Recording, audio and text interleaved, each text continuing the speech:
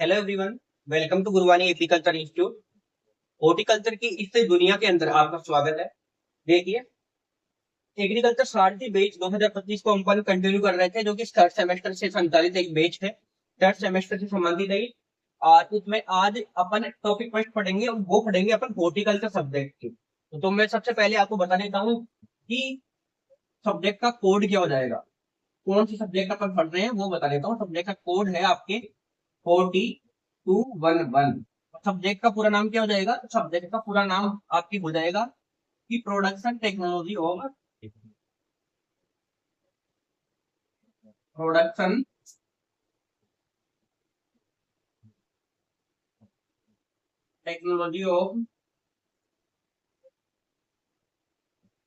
Fruit and plantation crop. Fruit and plantation crop, ये आपकी क्या हो जाएगा? सब्जेक्ट का टाइटल हो जाएगा। सब्जेक्ट का कोड ये हो जाएगा 4211। हॉर्टिकल्चर के 211, यानी कि अपन production technology of fruit and plantation crop की बात करने वाले हैं। सही। अब उससे पहले अपन बात करें कि ये जो अपन प्रोडक्शन की टेक्नोलॉजी पढ़ेंगे, यानी कि फ्रूट्स वाली आपकी क्रॉप है उनकी, और प्लांटेशन क्रॉप दोनों की अपन पढ़ेंगे। तो सबसे पहले बात अपन ये करते हैं कि फ्रूट और प्लांटेशन क्रॉप है, ये किस शाखा से संबंधित है, एग्रीकल्चर की कौन सी शाखा से संबंधित है? तो कहीं ना कहीं ये एग्रीकल्चर की हॉर्टिकल्चर शाखा से संबंधित है। सबसे पहले अपन को हॉर्टिकल्चर को जानना होगा कि हॉर्टिकल्चर क्या होती है और इसका बेसिक इंट्रोडक्शन क्या है, आखिर अपन क्यों इसको पढ़ रहे हैं फ्रूट एंड प्लांटेशन क्रॉप वाली। सही है। तो सबसे पहले हॉर्टिकल्चर की बात करते हैं। हॉर्टिकल्चर कृषि विज्ञान की एक शाखा है। किसकी ब्रांच है? Horticulture is agriculture branch. Agriculture branch. Horticulture agriculture की शाखा है जो कि फलों, यानी फ्रूट्स, सब्जियों, फूलों और औषधीय और सुगंधित पौधों प्लस मसालों और बागानी फसलों की खेती, इसके प्रोडक्शन और उसके मैनेजमेंट से संबंधित है। देखिए, आप समझने की कोशिश करना। Horticulture is a branch of agriculture, या horticulture is a branch of agriculture. इस हॉर्टिकल्चर में अपन क्या करते हैं? फलों का अध्ययन करते हैं, सब्जियों का अध्ययन करते हैं, औषधीय पादपों का अध्ययन करते हैं और उसी के साथ में बागानी फसलों का अध्ययन करते हैं। तो बागानी फसलों और उसी के साथ में जो फल हो गए, फूल हो गए, अलंकृत बागवानी हो गई, इनके उत्पादन से संबंधित और उसके मैनेजमेंट से संबंधित जो भी शाखा होती है उसको अपन क्या बोलते हैं? हॉर्टिकल्चर बोलते हैं। Horticulture is agriculture branch. Horticulture कृषि विज्ञान की शाखा है जिसमें अपन फलों का अध्ययन करते हैं, सब्जियों का अध्ययन करते हैं, अलंकृत बागवानी का अध्ययन करते हैं, उसी के साथ साथ फूलों का, और अपन और बात करें एरोमेटिक प्लांट जैसे सुगंधीय पादपों का अध्ययन करते हैं। क्या कहलाती है? हॉर्टिकल्चर कहलाती है। नेक्स्ट है कि जो हॉर्टिकल्चर है वो कौन से शब्द से मिलकर बना है? लैटिन भाषा के शब्द से मिलकर बना है। Horticulture is A Latin word. आपको पहचानना कहते हैं जिन भी शब्दों के पीछे कल्चर लगा हुआ होता है। बेसिक सी ट्रिक में बता देता हूँ यहाँ पे। जिन भी शब्दों के पीछे कल्चर लगा हुआ होता है, जिन भी शब्दों के पीछे कल्चर लगा हुआ होता है, वो अधिकतर लैटिन लैंग्वेज के क्या होते हैं? वर्ड होते हैं। लैटिन लैंग्वेज के वर्ड होते हैं। और जिन भी शब्दों के पीछे लोनी या नोमी लगा हुआ होता है, जिन भी शब्दों के पीछे लोनी या नोमी, वो मैक्सिमम अगर अपन बात करें तो ग्रीक लैंग्वेज के वर्ड हो जाएंगे। ग्रीक लैंग्वेज के वर्ड हो जाएंगे। ये आपका बेसिक इंट्रोडक्शन हो जाता है अबाउट हॉर्टिकल्चर। हॉर्टिकल्चर से संबंधित बेसिक इंट्रोडक्शन की जिन भी शब्दों के पीछे आपको कल्चर लगा हुआ दिखाई दे वो लैटिन भाषा के वर्ड होंगे, लॉजी या नॉमी दिखाई दे वो ग्रीक भाषा के वर्ड होंगे। इसमें भी आपके अपवाद चलते हैं जो कि आगे अपन वन बाय वन स्टडी कर लेंगे। ठीक है। तो हॉर्टिकल्चर जो शब्द है उसके पीछे कल्चर लगा हुआ है, तो कौन सी लैंग्वेज का हो जाएगा? लैटिन लैंग्वेज का हो जाएगा। राइट। हॉर्टिकल्चर शब्द लैटिन लैंग्वेज के दो शब्दों से मिलकर बना है। पहला है इसमें होटल और सेकंड गार्डन या कल्चर। हॉर्टिकल्चर को अपन डिवाइड करें तो हॉर्टिकल्चर इज डिवाइड फ्रॉम होर्टस एंड कल्चरा, राइट। वही प्रॉब्लम थोड़ी है, एक बार चेक कर लीजिएगा, मेरे को कमेंट बॉक्स में कमेंट करके बता दो, मैं चेक कर रहा हूँ एक बार वही प्रॉब्लम। नो, वही प्रॉब्लम बिल्कुल भी नहीं है। अब अपन नेक्स्ट बात करते हैं कि हॉर्टिकल्चर शब्द जो है वो लैटिन भाषा के दो शब्दों से मिलकर बना है। पहला है हॉर्टिकल्चर और सेकंड है गार्डन या कल्चर। इसको मैंने कैसे डिवाइड किया, आप यहाँ पे देखिए दोबारा। हॉर्टिकल्चर है, हॉर्टिकल्चर को दो भागों में मैंने दो शब्दों में डिवाइड किया। फर्स्ट होटल, सेकंड कल्चरा, कल्चर का कल्चरा और बॉडी का बॉर्डर। लैटिन भाषा के अंदर अगर अपन लिखते हैं तो इस प्रकार से लिखा जाता है, राइट। अब होटस में देखें तो होटस का मतलब होता है गार्डन, सॉरी, होटस का मतलब होता है गार्डन, राइट, गार्डन। कल्चरा का मतलब होता है to cultivation, to cultivation. Hindi language में अपन बात करें तो गार्डन का मतलब हो जाएगा उद्यान या बगीचा, उद्यान या बगीचा। टू कल्टीवेशन की बात करें हिंदी लैंग्वेज के अंदर तो हो जाएगा खेती करना, खेती करना, राइट। उद्यान में खेती करना ही क्या है, हॉर्टिकल्चर। शॉर्ट फॉर्म में बात करें अगर इसके डेफिनेशन की, तो उद्यान में खेती करना ही क्या है, हॉर्टिकल्चर है। उद्यान में खेती करना हॉर्टिकल्चर है, राइट। नेक्स्ट बात करते हैं कि अपन फ्रूट्स वाले क्रॉप पढ़ रहे हैं यहाँ पे, तो इससे संबंधित ब्रांच की बात कर लेते हैं हॉर्टिकल्चर की। तो उसकी ब्रांच कौन सी हो जाएगी, ब्रांच, ब्रांच हो जाएगी अपनी पोमोलॉजी, पोमोलॉजी, पोमोलॉजी है, लास्ट में लॉजी लग रहा है। ये आपको ग्रीक लैंग्वेज का वर्ड दिख रहा है, राइट। मेरे अकॉर्डिंग ग्रीक लैंग्वेज का वर्ड दिख रहा है, राइट है। लेकिन ये यहाँ पे रॉन्ग है, ये क्या है, अपवाद है। क्या है बेटा, अपवाद है, राइट। अपवाद, पोमोलॉजी क्या है, अपवाद है। क्योंकि इसके पीछे लॉजी तो लग रहा है, मानता हूँ मैं इस चीज को, लेकिन ये अपवाद है। ये लैटिन प्लस ग्रीक दोनों लैंग्वेज का वर्ड है, लैटिन प्लस ग्रीक दोनों लैंग्वेज का वर्ड है। अब ये कैसे हुआ, तो इसको अपन डिवाइड करेंगे तब पता लगेगा। जैसे मैं बात करूं, अगर मैं पोमोलॉजी को डिवाइड करूं तो पोमोलॉजी लैटिन और ग्रीक भाषा के दो शब्दों से मिलकर बना है, राइट। अब लैटिन वर्ड कौन सा हो जाएगा, तो लैटिन वर्ड इसमें हो जाएगा पमम, और ग्रीक वर्ड कौन सा हो जाएगा, Logar, Greek word Logar, right. थोड़ा सा ऊपर इसको लेके चलते हैं, यहाँ पर देखिए आप, ठीक है। पमम का मतलब हो जाएगा, हिंदी लैंग्वेज में बात करें तो पमम का मतलब हो जाएगा यहाँ पे फल। पमम का मतलब क्या है हिंदी में, पमम का अर्थ फल हो जाएगा। और लोकस का मतलब टू स्टडी, यानी कि अध्ययन करना। हिंदी में बात करें तो अध्ययन करना, और इंग्लिश में बात करें तो टू स्टडी, राइट। तो फलों का अध्ययन करना ही क्या है, पोमोलॉजी है। फलों का अध्ययन करना ही क्या है, पोमोलॉजी है। फलों का अध्ययन करना क्या है, पोमोलॉजी। इतना आपको कॉन्सेप्ट क्लियर हो गया। अब अपन बात करते हैं कि जो पोमोलॉजी है, इसमें लैटिन वर्ड आपकी पमम हो जाएगा, ग्रीक वर्ड कौन सा हो जाएगा, लोगस हो जाएगा। इसलिए ये अपवाद है और इसको इंपोर्टेंट आप लगा ही नहीं, राइट। इतना कॉन्सेप्ट आपको समझ में आया। अब हॉर्टिकल्चर से संबंधित अपन बात करें कि अगर फादर की अपन बात करें हिस्ट्री में, कई बार पूछ लिया जाता है कि हॉर्टिकल्चर के जो फादर है, टू टाइप से अपन इसको पढ़ेंगे। फर्स्ट है वर्ल्ड लेवल और सेकेंड है इंडिया लेवल, राइट। अगर अपन विश्व स्तर पर बात करें या वर्ल्ड लेवल पर बात करें तो डॉक्टर विलियम कैरी इसके क्या हो जाएंगे, फादर हो जाएंगे। डॉक्टर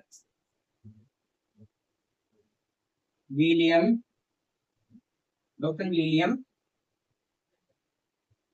केरी, right. Doctor William Carey world level पर हॉर्टिकल्चर के पिता। इंडिया लेवल पे बात करें तो इंडिया लेवल पे हो जाएगा डॉक्टर एम एच मेरी गोइडा, एम एच मेरी गोइडा, एम एच मेरी गोड़ा भी इसको बोलते हैं, और एम एच मेरी गोइडा भी इन्हें बोलते हैं, राइट। जो एम एच मेरी गोइडा है, इनको भारत रत्न पुरस्कार से सम्मानित किया गया था, खाद्य रत्न पुरस्कार से भी सम्मानित किया गया था, राइट। Concept clear. अब अपन बात करते हैं fruit and plantation crop. Fruits का मतलब क्या होता है, हिंदी वालों के लिए मैं बता दूं, फ्रूट्स का मतलब होता है फल, अब इसमें कॉन्सेप्ट में क्लियर कर दूं तो फलों के अंदर फल क्या होते हैं, मीठे होते हैं। फलों के अंदर क्या पाई जाती है, टीएसएस परसेंटेज पाई जाती है। टीएसएस का अर्थ क्या होता है, टोटल, टीएसएस की फुल फॉर्म देख लो, टोटल सोलुबल सोलिड, यानी कि ठोस घुलनशील पदार्थ, ठोस घुलनशील पदार्थ इसका हिंदी हो जाएगा। तो फलों के अंदर मिठास पाई जाती है, और वो किसके कारण, कौन सी शर्करा होती है इसमें, मिठास की। और अधिकतर फलों के अंदर सुक्रोज होती है। कौन सी होती है साथियों, सुक्रोज। राइट, ये क्लियर हुआ यहाँ। तो ये चीज आपको ध्यान रखनी है कि फलों के अंदर जो पाई जाने वाली शर्करा है वो कौन सी है, सुक्रोज है। राइट है।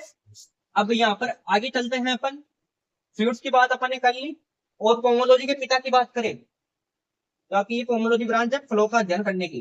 तो इसके पिता की बात करें अपन, फादर की यही बात कर लेते हैं, पोमोलॉजी, पोमोलॉजी।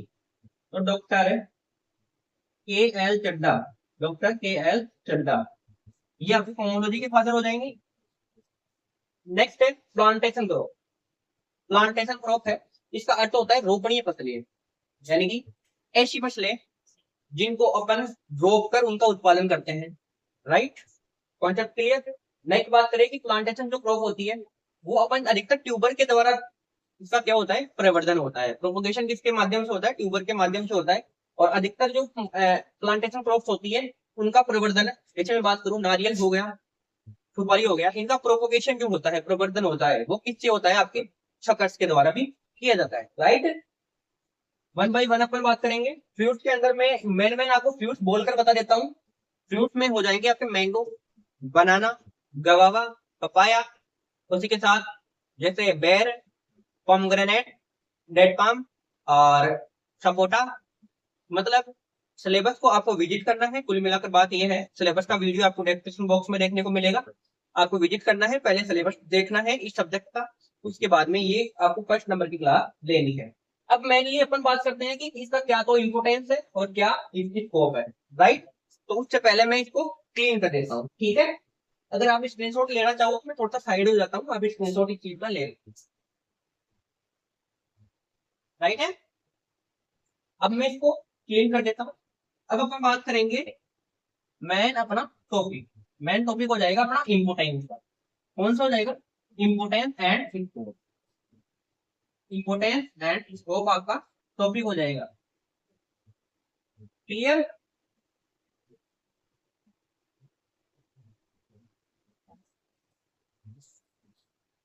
हॉर्टिकल्चर से संबंधित आपको कोई भी दिक्कत नहीं आएगी।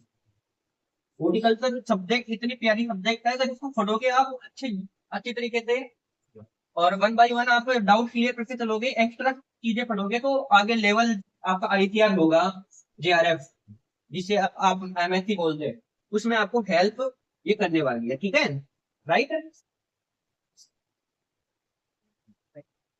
Next, importance and scope of fruit and plantation growth, यानी कि जो फल वाली फसलें हो गई, रोपण वाली फसलें हो गई, इनका क्या तो इस इम्पोर्टेंस महत्व है, आगे भविष्य के अंदर क्या इसका स्कोप है। सबसे पहले अपन बात करते हैं इम्पोर्टेंट, इम्पोर्टेंट देखिए, सबसे पहला इम्पोर्टेंस में ले लूं कि इसमें विटामिन, विटामिन, पोषक तत्व, विटामिन पोषक तत्व और अन्य खनिज पदार्थ, अन्य खनिज पदार्थ क्या होते हैं, ज्यादा क्वांटिटी में पाए जाते हैं, ज्यादा मात्रा में पाए जाते हैं इनमें। अब आपको ये चीज निम्न प्रकार से समझनी है, इस प्रकार से समझनी है। एक अपने पास में है सीरियस क्रॉप, खाद्यान्न फसलें हैं, उनकी बजाय फ्रूट्स और जो प्लांटेशन क्रॉप है इसमें विटामिन, पोषक तत्व और अन्य खनिज पदार्थ ज्यादा पाए जाते हैं। राइट, जैसे मैं बात करूं, अगर आप खाद्यान्न फसलों का सेवन करेंगे, खाद्यान्न फसलों को खाएंगे, तो आपको कम किलो कैलोरी ऊर्जा प्राप्त होगी। जबकि आप फ्रूट्स को खाएंगे, जैसे बनाना है, उसमें कार्बोहाइड्रेट की मात्रा सबसे ज्यादा होती है, जो कि एनर्जी का सोर्स माना जाता है। अगर आपको टेम्परेरी एनर्जी चाहिए तो आप बनाना खा सकते हो, केला खा सकते हो, सही है। तो वो एकदम से मतलब ऊर्जा देने का कार्य कौन करता है, बनाना करता है। राइट, तो ये क्या होता है कि इसमें विटामिन ज्यादा होता है, पोषक तत्व ज्यादा होता है, अन्य खनिज पदार्थ भी बहुत ज्यादा होता है। दूसरा है रोजगार के ऊपर, एम्प्लॉयमेंट जनरेशन, सही है, रोजगार, एम्प्लॉयमेंट, इंग्लिश मिस्टेक हो सकती है, आप चेक कर लीजिए। रोजगार, रोजगार किस प्रकार से देगा? अगर अपन फ्रूट्स वाले हैं या प्लांटेशन क्रॉप्स है, इनको उगाएंगे तो इनकी जो कंपनियां होती है जो कि एक्सपोर्ट करने के अंदर आज काम में आती है, अन्य प्रोसेसिंग जो क्रियाएं होती है उसमें काम में आती है, तो उनको क्या होता है, रोजगार चाहिए होता है, यानी कि बेरोजगारी का इसमें प्रॉब्लम नहीं रहती, आगे रोजगार के अवसर ये पैदा करती है, सही है, रोजगार के अवसर देती है। नेक्स्ट है प्रोसेसिंग में, इनकी प्रोसेसिंग आसानी से की जा सकती है, प्रोसेसिंग, राइट। प्रोसेसिंग किस प्रकार से की जा सकती है? जैसे आपने नाम सुना है माजा, माजा क्या है, ठंडे की कंपनी है, जैसे अपन बात करें माजा, राइट।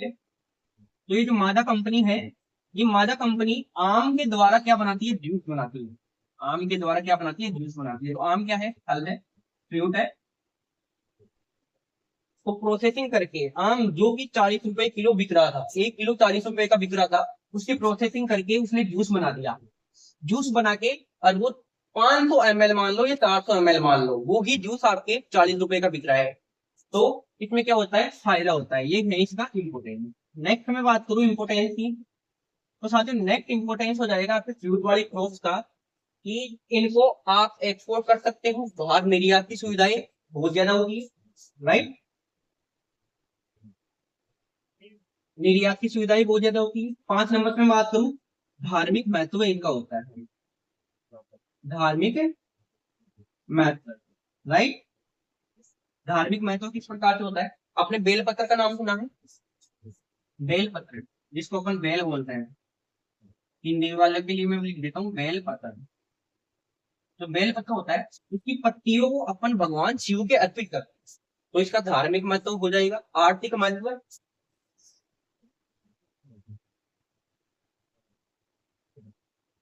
आर्थिक महत्व है, आर्थिक महत्व इनका होगा। अगर अपन इनको बाहर एक्सपोर्ट करेंगे तो अपने पास में की या किसानों के पास में आय का स्रोत है। नेक्स्ट में बात करूं, आप बहुत सारे आपके मन से लिख सकते हो, औषधीय महत्व भी इनका होता है, औषधीय महत्व भी इनका होता है, औषधीय महत्व है, मेडिसिनल यूज। अब इनका मेडिसिनल यूज किस प्रकार से होता है, ये आप समझने की कोशिश करना। मेडिसिनल यूज से संबंधित है कि मेडिसिनल का मतलब होता है औषधीय। अब जैसे मैं बात करूं पपेन, पपेन आपने सुना है, यहाँ पे देख देख लीजिएगा आप, यहाँ देख, पपेन, जो ये पपेन होता है, ये क्या करता है, पेट से संबंधित जितनी भी बीमारी आती है, पेट से संबंधित जो बीमारियां होती है, किससे संबंधित, पेट से संबंधित है, उनके उपचार के अंदर या कंट्रोल के अंदर क्या आता है, काम में आता है। और ये पपेन किससे प्राप्त होता है, तो पपीता से, किससे, पपीता, पपाया, इंग्लिश वालों के लिए पपाया और हिंदी वालों के लिए पपीता, तो ये पपीता से प्राप्त हो रहा है पपेन। और ये पपेन बीमारी कौन सी, पेट की, उसके उपचार के अंदर या कंट्रोल के अंदर यूज होता है, तो उसलिए मैं तो इसका हो गया। ऐसे ही मैं नेक्स्ट बात करूं बेलपत्र का, किसका, बेलपत्र का एग्जाम्पल हो गया, बेलपत्र, इसका भी आप औषधीय महत्व में यूज कर सकते हो। तो ये है आपके इम्पोर्टेंस। इस इम्पोर्टेंस को आपको लिख के कैसे आना है वो मैं बता देता हूँ। सबसे पहले आपको आपकी जो नोटबुक होगी उसमें लिख देना है विटामिन, पोषक तत्व और अन्य खनिज पदार्थ की मात्रा, उनके अंदर लिख देना है कि सीरियस क्रॉप की अपेक्षा, जो आपके खजन पतले हैं उनकी अपेक्षा फ्रूट्स एंड प्लांटेशन क्रॉप के अंतर्गत ज्यादा विटामिन, ज्यादा खनिज लवण, ज्यादा पोषक तत्व पाए जाते हैं। नेक्स्ट लिखना है रोजगार, पोषक तत्व और खनिज पदार्थ और विटामिन के साथ साथ इनके लघु उद्योग में काम करने वाले व्यक्तियों को रोजगार का अवसर मिलता है, right. Next processing, fruit and plantation crop वाली फसलों को प्रोसेसलाइज करके, फ्रूट एंड प्लांटेशन क्रॉप वाली फसलों को प्रोसेसलाइज करके यानी कि प्रसंस्करण करके उनका रूप परिवर्तन कर मूल्य को बढ़ाया जा सकता है, इसको, आय को या इनकम को बढ़ाया जा सकता है। निर्यात की सुविधाएं आसानी से हो जाती है, धार्मिक महत्व इनका होता है, एग्जाम्पल मैंने बताया है, बेल बेल वगैरह का मैंने एग्जाम्पल दिया है। नेक्स्ट है औषधीय, इनका महत्व होता है, मेडिसिनल इनका यूज होता है। आर्थिक महत्व ये किसान की आय को भी डेवलप करने के अंदर कामयाबी है, राइट। इसको मैं क्लियर करता हूँ, उससे पहले आप इसका अगर इन्फो देना चाहो तो आप ले सकते हैं। इम्पोर्टेंस की अपन ने बात कर ली है। और आपको अगर पीडीएफ चाहिए तो पीडीएफ आपको डिस्क्रिप्शन बॉक्स में देखने को मिलेगी, वीडियो के डिस्क्रिप्शन बॉक्स में, आपको क्लास के डिस्क्रिप्शन बॉक्स में देखना है, और कमेंट बॉक्स में हम पिन करवा देंगे, अभी करवा देते हैं आपके लिए, कमेंट बॉक्स में टेंशन ना ले, ठीक है सर।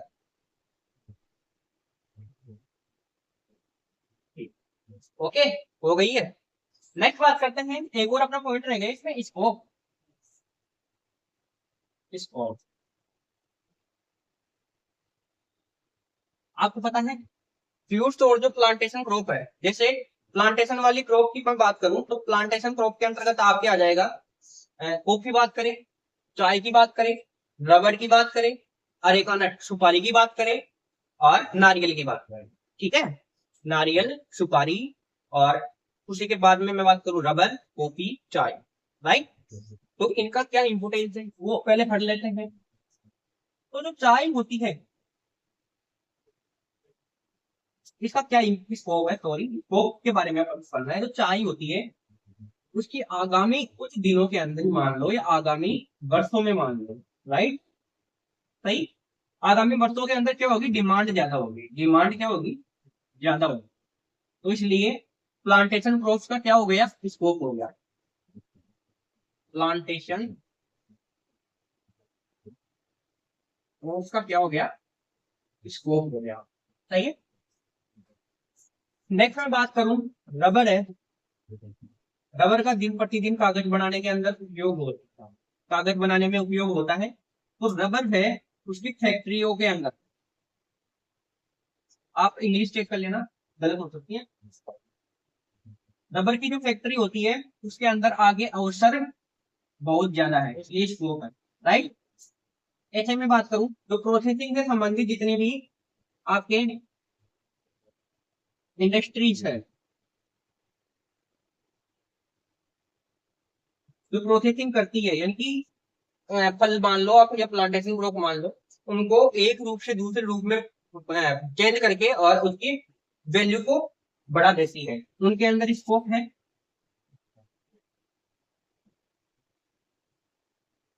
इनकम सोर्सेज में स्कोप है, किस प्रकार से मैं बता देता हूँ। आप अपने मन के अनुसार अगर थोड़ा माइंड पे जोर दोगे तो अपने आप आपको याद हो जाएगा ये सारी चीज, ठीक है। अब इसमें इनकम सोर्सेज पे किस प्रकार से मैं बोल सकता हूँ कि किसान खाद्यान्न फसलों को बेचता है, राइट। खाद्यान्न फसलें से उनके पास में इतनी इनकम नहीं आ पाती, खाद्यान्न जो फसलें हैं वो 6 महीने का टाइम लेती है, पूरा आपको टाइम लेती है, राइट। जबकि कुछ कुछ आपके जो फ्यूज होते हैं या प्लांटेशन क्रॉप है वो एक ही होती है कि जो जल्दी पककर तैयार हो जाती है, किसान को क्या कराती है, इनकम का सोर्सेज उपलब्ध करवाती है। तो एक बात बताइए आप, किसान फिर बाद में सीरियस क्रॉप को उगाना पसंद करेगा या जल्दी आप उसको इनकम देने वाले फ्यूज एंड प्लांटेशन क्रॉप को, कहीं ना कहीं फ्यूज एंड प्लांटेशन क्रॉप को उगाना ज्यादा पसंद करेगा। तो इसलिए इसके इनकम के सोर्स के अंदर भी क्या है, फ्यूचर है, राइट, स्कोप है। नेक्स्ट बात करते हैं फ्रूट वाले में। तो जो फल है उसके निर्यात के अंदर संभावनाएं हैं, जैसे अपन फलों को एक स्थान से दूसरे स्थान पर भेजते हैं उसमें संभावनाएं है। नेक्स्ट बात करें, इससे अपन स्कोप के तौर पर नौकरियां, गवर्नमेंट नौकरी ले लो आप, गवर्नमेंट वैकेंसी ले लो, जैसे फूड सेफ्टी ऑफिसर हो गया, राइट, फूड इंस्पेक्टर हो गया, ये भी अपन इनसे बन सकते हैं। तो इस प्रकार से इसका स्कोप आगे आ जाएगा। स्कोप का कुल मिलाकर अर्थ या मतलब ये होता है कि आगे इसका फ्यूचर में अपन को क्या स्कोप देखने को मिलता है, आखिर अपन इसको क्यों पढ़ रहे हैं, राइट है। तो ये पहला टॉपिक यही क्लियर होता है आपका कि इंपोर्टेंस क्या है, स्कोप क्या है, फ्रूट एंड प्लांटेशन क्रॉप इसका, राइट है। इंपोर्टेंस अभी वर्तमान में अपन इसको क्यों पढ़ते हैं, क्या इसका महत्व है, फ्यूचर के अंदर क्या होगा, वो आपके स्कोप के अंदर डिनोट हो जाएगा। अब वन बाई वन अपन इसमें थोड़ा सा और देख लेंगे, 2 से 3 क्लासेस लगभग आके बेसिक की चलेगी, इसके बाद में one by one upon topics को लेके चलेंगे, राइट। इसका सिलेबस का वीडियो आ चुका है, सिलेबस का वीडियो आपको देखना है चैनल पर मिल जाएगा, प्लेलिस्ट अपलोड हो चुकी है, प्लेलिस्ट अपडेट कर दी है सर ने। और ये सेकंड क्लास है और टॉपिक नंबर फर्स्ट इसमें यही कवर होता है। अब आपको करना क्या है, आपको सबसे पहले चैनल को सब्सक्राइब करना है और बेल आइकन की घंटी को जरूर से प्रेस करके रखना है। चैनल को सब्सक्राइब करोगे तो आपके पास में नोटिफिकेशन वगैरह ऑन हो जाएंगे, ताकि जो भी क्लास आएगी उसका नोटिफिकेशन आपके पास में तुरंत मिल जाएगा आपको, ठीक है। और बेल आइकन की घंटी को जरूर से प्रेस करें। बेल आइकन की जो घंटी है उसको प्रेस करने से नोटिफिकेशन आपके पास में तुरंत पहुंचेगा। अगर वो ऑफ होगी तो आपके पास में नोटिफिकेशन नहीं आ पाएगा। आप हमारी व्हाट्सएप नंबर में बोल देता हूँ 6376167530। ये हमारे व्हाट्सएप नंबर है। इन व्हाट्सएप नंबर को शेयर कर ले। इसमें आपका नेम, आपकी कॉलेज का नेम और आप कौन से सेमेस्टर से हो, वो तीनों ही चीज आपको व्हाट्सएप करना है। व्हाट्सएप करते ही आपके पास में लिंक मिलेगी। लिंक मिलते ही आपको उस ग्रुप के अंदर ऐड हो जाना है। उस ग्रुप में सबसे पहले आपको इंफॉर्मेशन दी जाएगी, सारी इंफॉर्मेशन ग्रुप में आ जाएगी। टेलीग्राम ग्रुप वगैरह की लिंक आपको दी जाएगी, वहां पे आप ज्वाइन करके और बैच वगैरह सब कुछ ज्वाइन कर सकते हो। और इस क्लास की पीडीएफ आपको या तो वीडियो के डिस्क्रिप्शन या कमेंट बॉक्स के अंदर आपको पिन कर दी जाएगी। आप चेकआउट कर सकते हो, डाउनलोड कर सकते हो फ्री ऑफ कॉस्ट, ठीक है। सारा डाउट भी आपको क्लियर हो गया। अगर फिर भी कोई डाउट रहता है आप कमेंट बॉक्स में हमारे को कमेंट करके या व्हाट्सएप नंबर या कॉल पर आराम से आप कंसल्ट कर सकते हो। Thank you. मिलते हैं नेक्स्ट वीडियो के अंदर टॉपिक नंबर 2 के साथ। जय जवान जय